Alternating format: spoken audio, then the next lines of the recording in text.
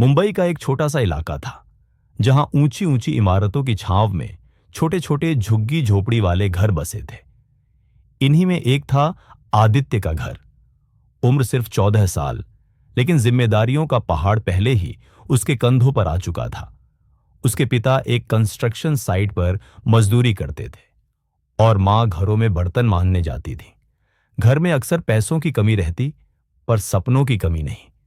आदित्य पढ़ाई में अच्छा था, लेकिन स्कूल के बाद वो अपने पिता के साथ ईंट गाड़ा ढोने में भी मदद करता था।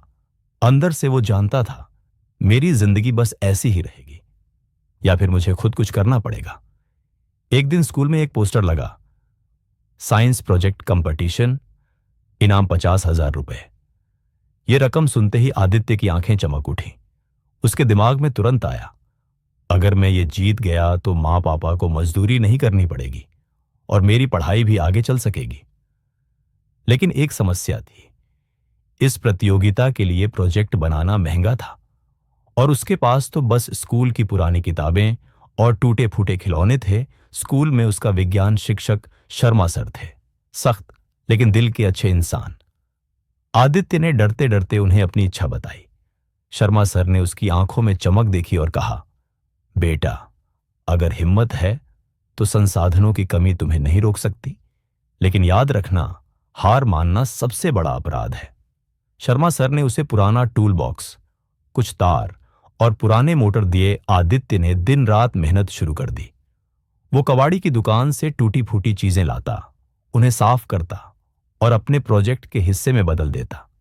उसका आइडिया था एक सस्ती और सोलर पावर्ड पानी पंप मशीन, जिसे गांवों में इस्तेमाल किया जा सके। लेकिन मुश्किलें आनी शुरू हुईं। मोटर जल गया, तार टूट गए और स्कूल में कुछ बच्चों ने उसका मजाक उड़ाया। अरे, ये झुग्गी वाला भी साइंस प्रोजेक्ट बनाएगा। उनकी हंसी चुप गई, लेकिन आदित्य ने हार नहीं मानी। प्रतियोगिता से ठीक एक हफ्ता पहले अचानक उसके पिता सीढ़ी से गिरकर घायल हो गए। अब घर का खर्च पूरी तरह मां पर आ गया और आदित्य को स्कूल के बाद दिन भर होटल में बर्तन धोने का काम करना पड़ा। थकान से उसकी आंखें लाल हो जाती, हाथों में छाले पड़ गए थे, लेकिन रात को वो फिर भी अपने प्रोजेक्ट पर काम करता। एक रात मां ने कहा, बेटा, छोड़ दे ये सब, तेरी सेहत बिगड़ जाएगी। आदित्य ने धीमी आवाज में कहा, मां, अगर अब छोड़ दिया तो मैं सारी जिंदगी छोड़ता ही रहूंगा। प्रतियोगिता का दिन आ गया। आदित्य का प्रोजेक्ट अधूरा था, लेकिन वो खाली हाथ नहीं जाना चाहता था। उसने टूटी मोटर को ठीक किया, बैटरी को फिर से जोड़ा और एक छोटा सा डेमो मॉडल बनाया। स्टेज पर जब उसकी बारी आई तो कुछ बच्चों ने फिर से फुसफुसाते हुए हंसी उड़ाई, लेकिन आदित्य ने आत्मविश्वास से अपने प्रोजेक्ट की कहानी सुनाई। कैसे ये मशीन बिजली के बिना पानी खींच सकती है और गांवों में मदद कर सकती है। उसकी बातों में सच्चाई और जोश था। रिजल्ट का समय आया। पहले तीसरा इनाम, फिर दूसरा। आदित्य का नाम अब तक नहीं आया। उसके दिल की धड़कन तेज हो गई। फिर ऐलान हुआ, पहला इनाम, Aditya Verma, solar water pump project. पूरा हॉल तालियों से गूंज उठा। शर्मा सर की आंखों में गर्व के आंसू थे। 50,000 रुपये की ट्रॉफी के साथ आदित्य को एक बड़े इंजीनियरिंग कॉलेज से स्कॉलरशिप का ऑफर भी मिला। कुछ सालों बाद आदित्य एक सफल इंजीनियर बना और गांवों में मुफ्त सोलर पंप लगाने का मिशन शुरू किया।